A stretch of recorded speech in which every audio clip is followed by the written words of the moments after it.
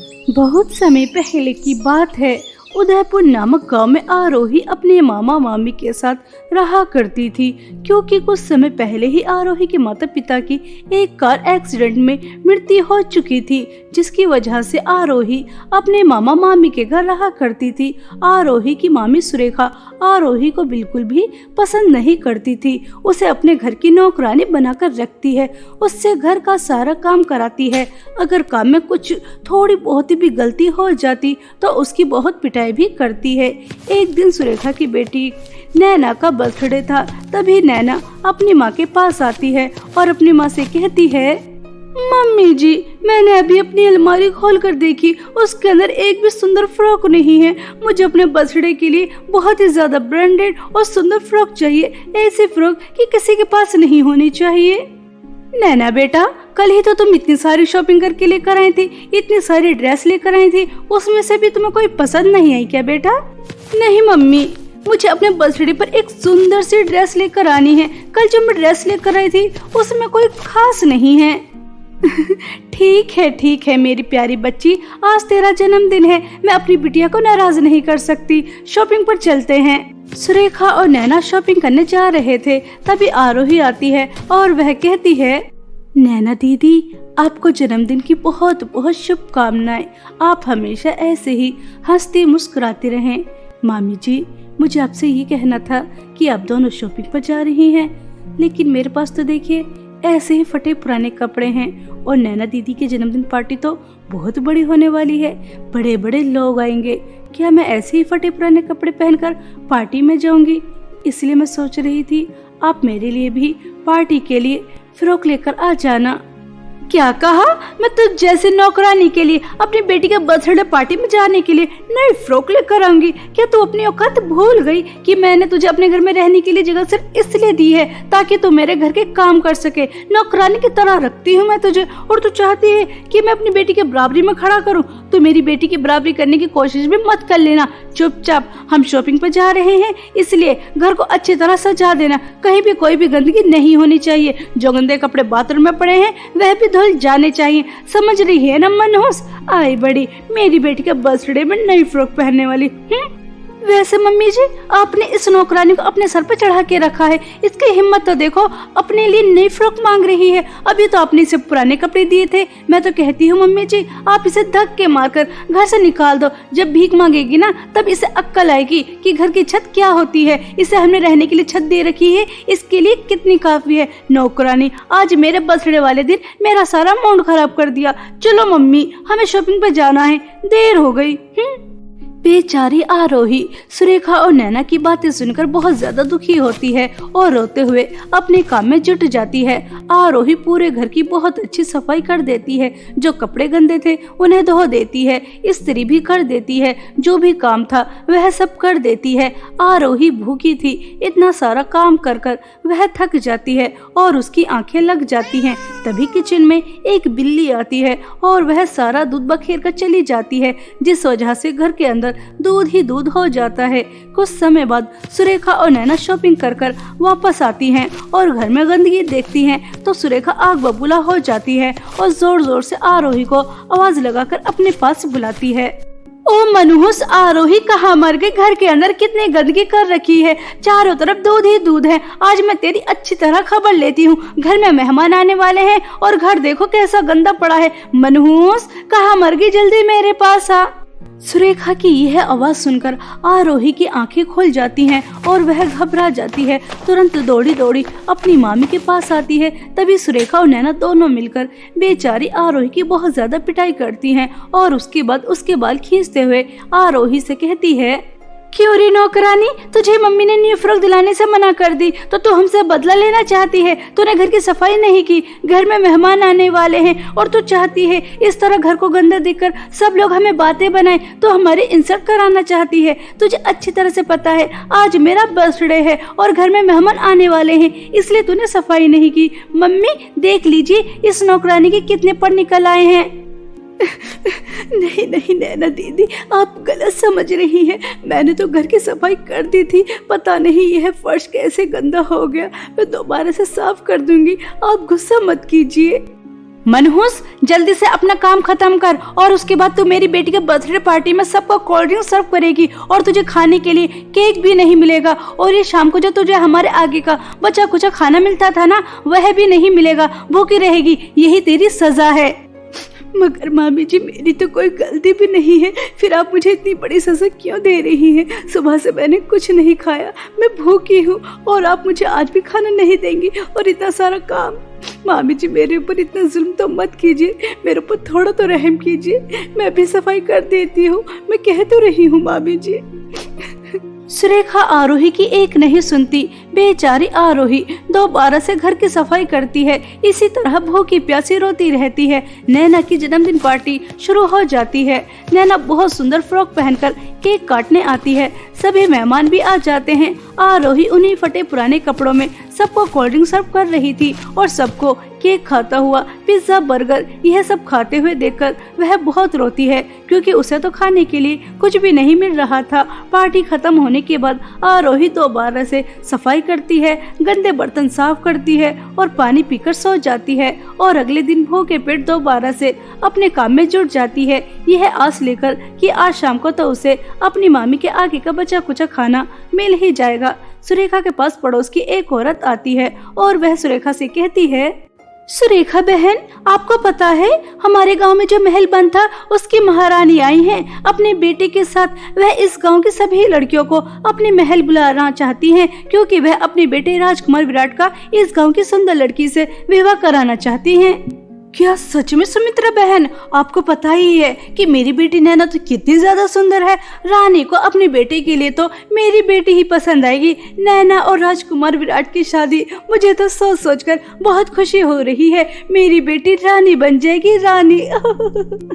हाँ, ये बात तो सच है कि तुम्हारी बेटी सुंदर है, लेकिन तुम्हारे घर की जो नौकरानी है आरोही, उससे ज्यादा सुंदर नहीं है। कितनी सुंदर है, फटे पुराने कपड़ों में इतनी सुंदर लगती है। अगर उसे कोई न्यू ड्रेस पहना दी जाए तो राजकुमारी से कम नहीं लगेगी।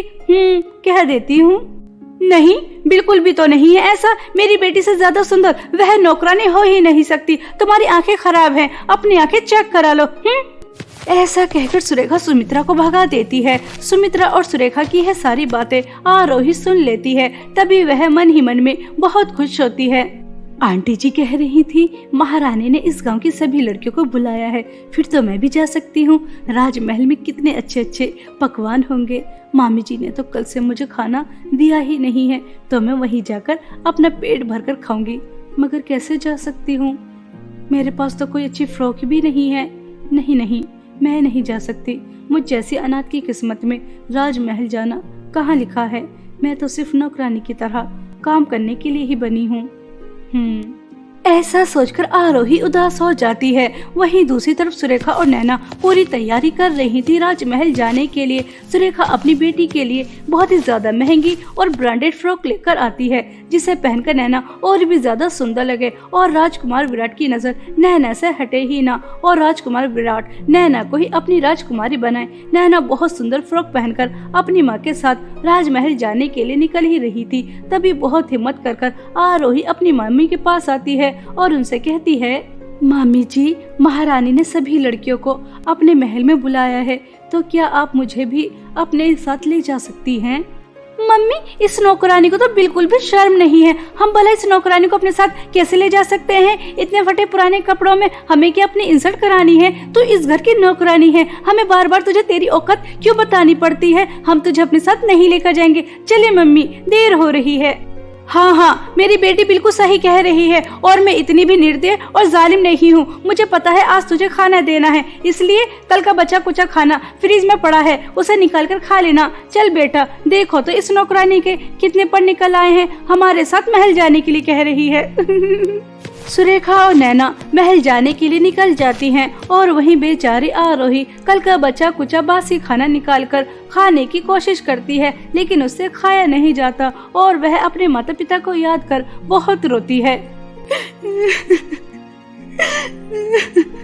क्या माँ मैंने इस दुनिया में आकर कोई गलती की है जिसकी मुझे इतनी बड़ी सजा मिली है? मैं मामी जी के घर का पूरा काम करती हूँ, मामी जी मुझे कितना मारती हैं लेकिन मैं कुछ नहीं कहती, उनका अत्याचार सहती रहती हूँ। लेकिन मामी जी को मेरे ऊपर थोड़ा भी रहम नहीं आता। राजमहल में सभी लड़कियों को बुलाया गया लेकिन मैं वहाँ नहीं जा सकती क्योंकि मेरे पास अच्छी फ्रॉक ही नहीं है, फटे पुराने कपड़े पहनती हूँ। माँ पिताजी आप दोनों मुझे अकेला छोड़कर क्यों चले गए? काश उस कार एक्सीडेंट में मैं भी मर जाती तो अच्छा होता। कम से कम मुझे इतना अत्याचार तो सहना नहीं पड़ता जितना मैं सह रही हूँ। ऐसे जिंदगी से तो छुटकारा मिल जाता। ऐसा कहकर आरोही रो रही थी। तभी आरोही की स्वर्गवासी माँ की तस्वीर से आवाज आती है, नहीं आरोही बेटा, ऐसा नहीं कहते। तुम्हें जिंदगी मिली है, इसे अच्छे से जीना सीखो। उतार चढ़ाव तो आते ही रहते हैं बेटा। मैं जानती हूँ सुरेखा और नैना तुम्हारे ऊपर कितना अत्याचार करती है, तुमसे घर का सारा काम कराती हैं और खाने के लिए भी नहीं देती। तुम 2 दिन से भूखी हो, मैं सब जानती हूँ। मैं हमेशा तुम्हारे साथ हूँ बेटा, लेकिन आज मैं यहाँ तुम्हें कुछ देने आई हूँ। जादुई सोने और चांदी की 2 फ्रॉक। बेटा जादुई सोने की फ्रॉक पहनकर तुम बहुत ही ज्यादा सुंदर हो जाओगी। यह जो सुरेखा ने तुम्हें जख्म दिए हैं यह सब ठीक हो जाएंगे और जादुई चांदी की फ्रॉक पहनते ही तुम जहाँ भी जाने के बारे में सोचोगी वहाँ उड़ते हुए तुरंत पहुँच जाओगी। और मैं जानती हूँ मेरी प्यारी बिटिया राजमहल जाना चाहती है तो तुम जादुई चांदी की फ्रॉक की मदद से राजमहल जाना, वहाँ बहुत एंजॉय करना। ठीक है बेटा? माँ यह जादुई सोना चांदी की फ्रॉक कितनी ज्यादा सुंदर है। आपका बहुत बहुत धन्यवाद मेरी मदद के लिए। अब मैं राजमहल भी जाऊंगी, एंजॉय भी करूंगी, सिर्फ आपकी वजह से। माँ से अच्छा तो कोई और हो ही नहीं सकता।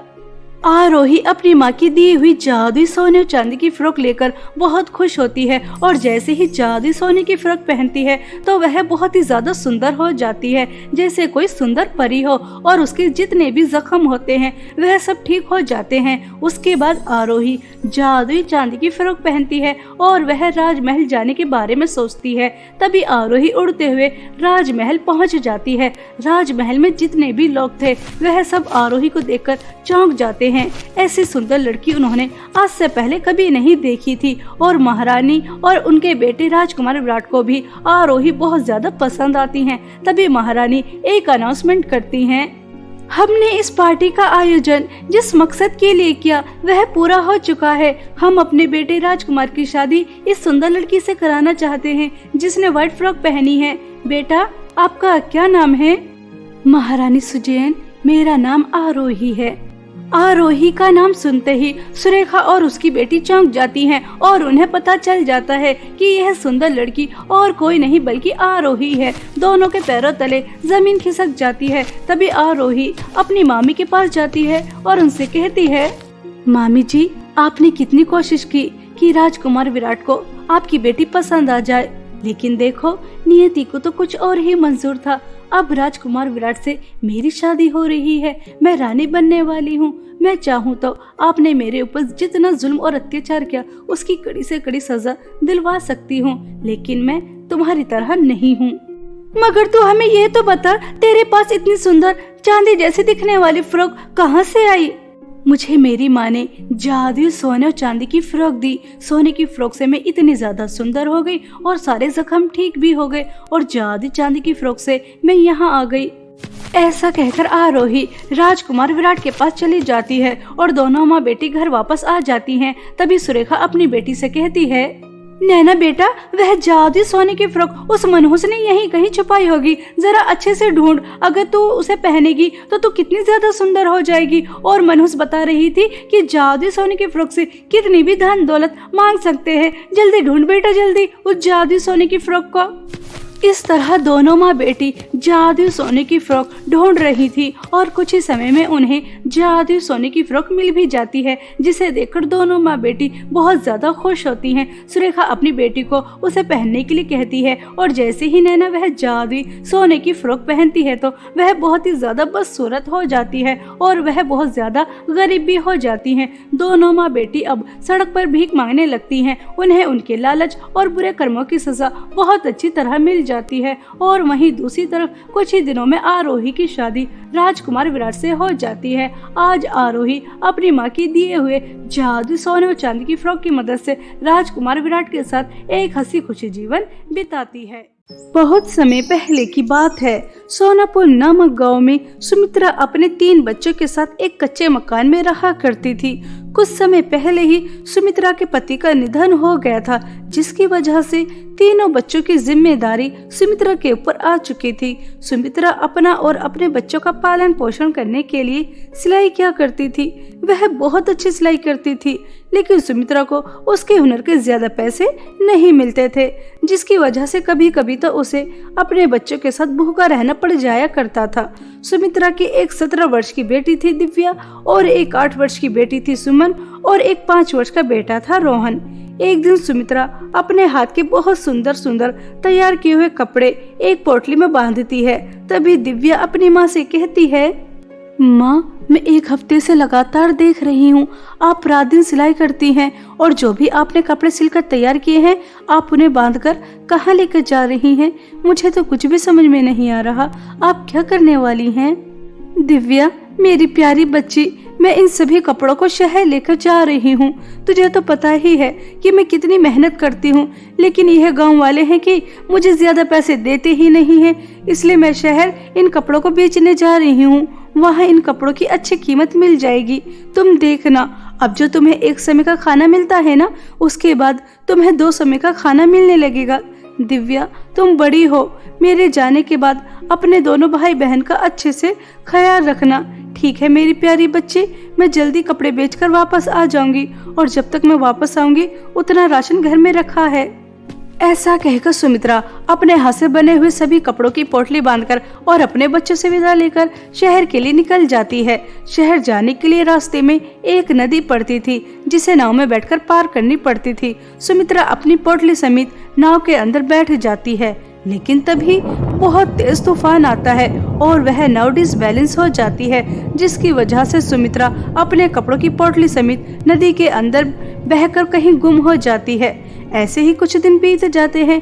घर पर दिव्या, सुमन और रोहन अपनी माँ के आने का इंतजार कर रहे थे, और घर में जो भी कुछ राशन था वह भी खत्म हो गया था। तभी सुमन दिव्या से कहती है, दीदी, पता नहीं माँ कहाँ गुम हो गई। 5 दिन के लिए कह कर गई थी, और आज पूरे 10 दिन हो गए। उन्हें तो अपने बच्चों की चिंता ही नहीं है। उन्हें अच्छी तरह से पता है कि घर में कितना कम राशन था। ये 10 दिन हमने किस तरह से गुजारे हैं हमें ही पता है। सुमन, यह माँ के बारे में तुम किस तरह से बातें कर रही हो? माँ मौज मस्ती के लिए तो शहर नहीं गई, वह हमारे अच्छे के लिए ही तो शहर गई है। पता नहीं कहीं माँ के साथ कुछ गलत तो नहीं हो गया। मुझे तो बहुत चिंता हो रही है। तुम रोहन का ख्याल रखना, मैं अभी आती हूँ। शहर को जाने वाले रास्ते पर पता कर आती हूँ, आखिर बात क्या है। ऐसा कहकर दिव्या शहर को जाने वाले रास्ते यानी कि नदी के पास जाकर वहाँ के लोगों से मालूम करती है, तो उससे एक औरत कहती है, बेटा, कहीं तुम उस औरत के बारे में बात तो नहीं कर रही जिसने रेड साड़ी पहन रखी थी और हाथ में कपड़ों की पोटली थी? बेटा, उसके साथ तो बहुत गलत हुआ। जैसे ही वह नाव में बैठी तभी बहुत तेज तूफान आ गया और नाव के साथ बहकर पता नहीं कहाँ चली गई। लगता है अब तुम्हारी माँ जिंदा नहीं रही। नहीं आंटी जी, ऐसा नहीं हो सकता। हमारी माँ हमें अकेला छोड़ के नहीं जा सकती। वह तो शहर जा रही थी, माँ हमें अकेला छोड़कर कैसे जा सकती है? अब हम उनके बिना कैसे रहेंगे? घर पर रोहन कितना छोटा है, वह माँ के बिना कैसे रहेगा? और घर में तो राशन भी नहीं है। अब हमारा पालन पोषण कैसा होगा? माँ अब तो हमारे अच्छे के लिए शहर जा रही थी, लेकिन हमारे साथ इतना बुरा कैसे हो गया? पहले पिताजी और अब आप। नहीं माँ, आप हमें अकेला छोड़ के नहीं जा सकती। आप जहाँ भी जल्दी से वापस आ जाइए माँ, वापस आ जाइए आप।